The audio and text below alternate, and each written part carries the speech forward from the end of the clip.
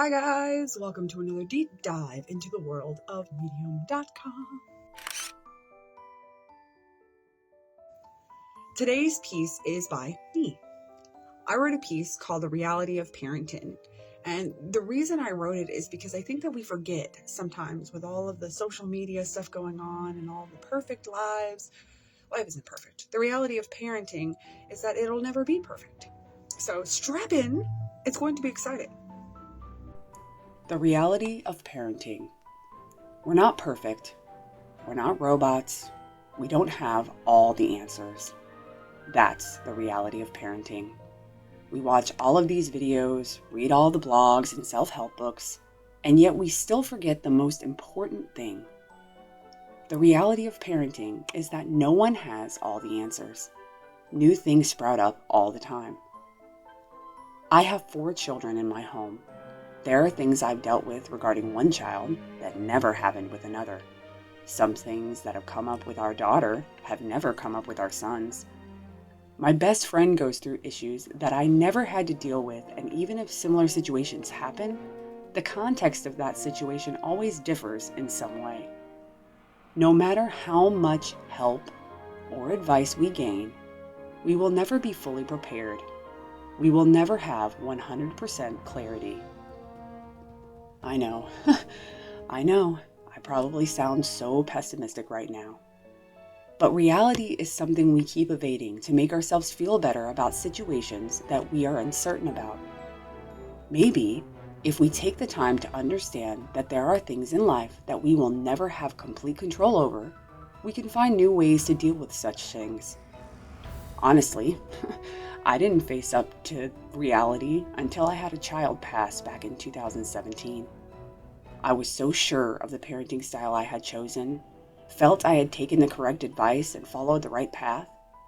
But when Violet left, I realized that the world doesn't always fall in line the way you expect it to. There were no complications. I did everything I was told by my doctors, and when her passing was advised, we were told, these things just happen. At first, I was enraged. How could someone be so heartless and tell a mother, who just lost her child, that these things sometimes occur and there is nothing that can be done about it? After a few days, that anger began to fade. I started to realize that the doctor wasn't being rude or insensitive. He was providing me with the reality so that I could face the reality head on and push forward. We have been taught our entire lives to focus on the good in life, and we should. However, that does not mean we should deny the bad. We shouldn't hide away the harsh realities of life, and parenting is a good place to start. If we remember that we cannot know everything about parenting, we can then allow ourselves to make mistakes. We can get to a place where we're not destroying ourselves from the inside out for every decision we make that turns out to be the wrong one. We can remind ourselves that we're only human. Of course, this isn't going to be easy. It's difficult to change the outlook on life that we've been holding since we were young. Our families, for generations, ran off the assumption that they were always making the right decision for their families and hid away the knowledge that they could be wrong. In doing so, they taught us to do the same. Yet, here we are, off the cusp of a worldwide pandemic and teetering on the edge of yet another recession.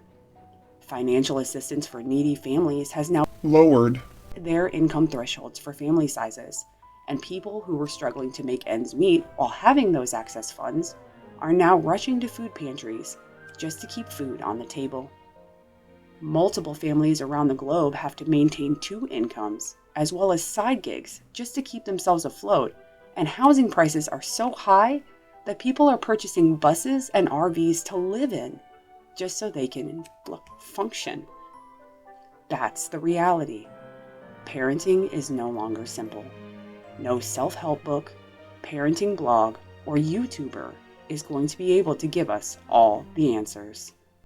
Alright guys, so that was the reality of parenting, and I did do it a little bit differently in the video this time because I wasn't really reacting to the piece as I did write it, and so I wanted the piece to kind of be displayed a little bit differently. So there's no video of me during the read, but Anyhow, I really like the idea that we could kind of get to the point where we know that we're not going to be perfect. We're going to make bad choices. We're going to make choices that we think are good, but end up being the wrong ones. And then we have to learn from those mistakes. And if we can remember that this is all a changing game, it's a constant whirlwind of learning. Even when your kids are grown and out of the house, you're still learning things about parenting. If we get to that point, if we do run into a hiccup, if we do make a mistake, we're not going to beat ourselves up about it. We're going to move forward and make changes so that the next time something like that occurs, we don't run into similar issues, or at least something similar to that.